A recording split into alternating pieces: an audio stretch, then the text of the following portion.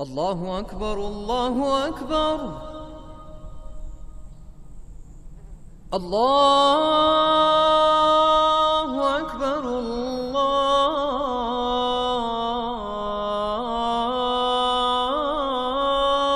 أكبر.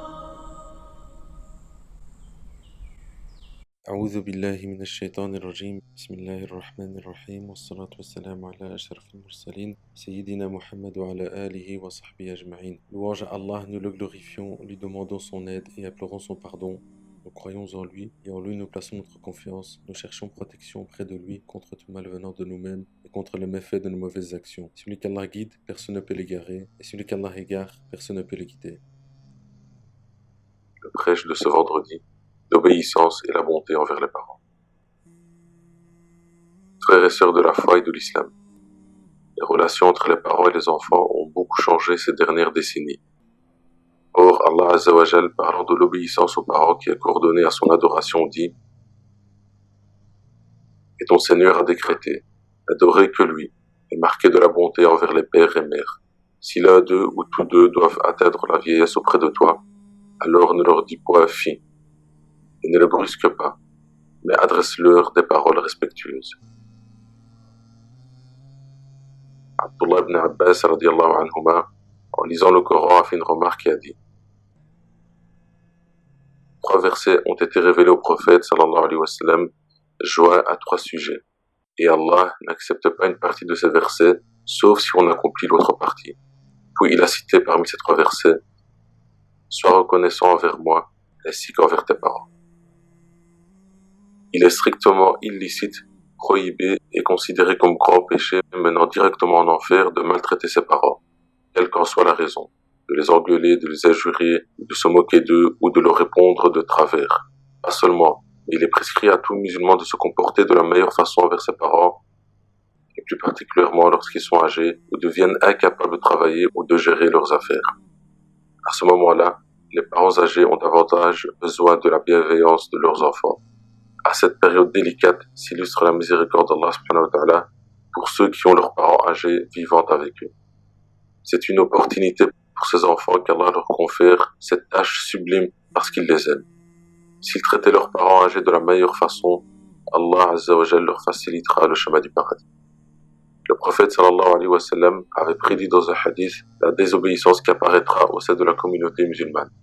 Ceci a touché malheureusement beaucoup de foyers musulmans et les conséquences en sont très graves, car une fois que les liens de parenté sont altérés et touchés par la mésentente et le manque de respect, c'est toute la communauté musulmane qui est touchée, et ce sont les générations futures qui en paieront le prix. La bonté envers les parents occupe une place très importante dans l'islam.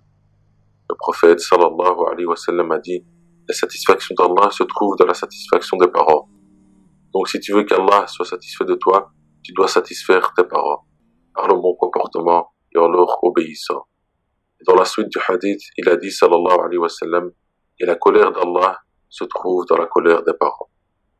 L'obéissance aux parents est l'une des plus grandes voies qui mènent au paradis. Le prophète sallallahu alayhi wa sallam a dit: qu'il soit humilié, qu'il soit humilié, qu'il soit humilié, celui qui a eu l'opportunité d'avoir des parents âgés et malgré cela n'entre pas au paradis. Le musulman ne doit pas oublier, en vivant sa vie, qu'il a des devoirs vis-à-vis de ses parents. Il doit les aimer, les respecter, être humble envers eux et leur obéir tant qu'ils lui ordonnent de faire le bien et le licite. On rapporte que, quand la mère de Iyas bin Muawiyah mourut, son fils pleura. Quand on lui demanda pourquoi il pleurait, il répondit: j'avais 2 portes ouvertes vers le paradis et l'une d'elles vient d'être fermée. Malheureux donc celui qui désobéit à ses parents, et bienheureux celui qui se dévoue pour eux ici-bas comme dans l'au-delà, car c'est grâce à tes parents que tu existes aujourd'hui, après la volonté et la grâce d'Allah. La bonté est une marque de noblesse, de puissance, de galanterie. C'est aussi la voie vers la félicité. Allah Azza wa Jal dit dans le noble Coran: adorez Allah et ne lui donnez aucun associé, agissez avec bonté envers vos pères et mères.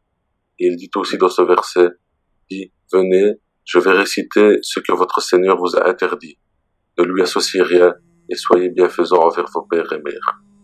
Et enfin, pour ne citer que 3 exemples, l'exalté subhanahu wa ta'ala, louant son prophète Yahya alayhi salam, dit de lui: et dévoué envers ses pères et mères, et ne fut ni violent ni désobéissant. Pour parfaire sa croyance, il faut commencer par la joindre à la bonté des parents. Sinon ta croyance ne sera jamais parfaite, car se dévouer pour eux est la meilleure des adorations. Elle absout même les grands péchés, et c'est la grande voie du paradis, qui se trouve juste là, en dessous des pieds de ta mère. La bonté envers les parents prolonge la vie et fait reculer l'heure. Elle t'élève en degré dans le paradis, et elle te comble de louanges des gens et te fait même aimer d'eux. Le messager d'Allah sallallahu alayhi wa sallam a dit: celui qui aspire à une longue vie et à l'augmentation de ses revenus devra montrer de la bonté envers ses parents et établir des liens de parenté. Et n'oubliez pas, vous récolterez ce que vous semez. Le messager d'Allah sallallahu alayhi wa sallam a dit: soyez bons envers vos parents et vos enfants seront bons envers vous. Le messager d'Allah sallallahu alayhi wa sallam a dit: voulez-vous que je vous informe des plus grands péchés? 3 fois de suite, nous dîmes certainement que oui, ô messager d'Allah. Il dit: le fait de donner à Allah des associés, l'ingratitude envers les 2 parents. Pour finir, frères et sœurs de la foi et de l'islam, parfois on essaie de faire des actions en cherchant loin et en compliquant les choses pour avoir quelques hasanat, alors qu'à côté de nous, dans la même maison, sous le même toit, on a le paradis à portée de main avec nos pères et mères. Le comportement convenable envers tes parents, c'est le chemin du paradis. Et Allah nous aide tous et toutes à avoir cette bienveillance envers nos parents, de nous guider sur le droit chemin de son paradis. Amin. Voilà, frères et sœurs de la foi et de l'islam, prière et salut sur notre prophète sallallahu alayhi wa sallam, sur sa famille, ses compagnons et tous ceux qui les suivront jusqu'au jour du jugement dernier. Amin. Walhamdulillahi rabbil alamin.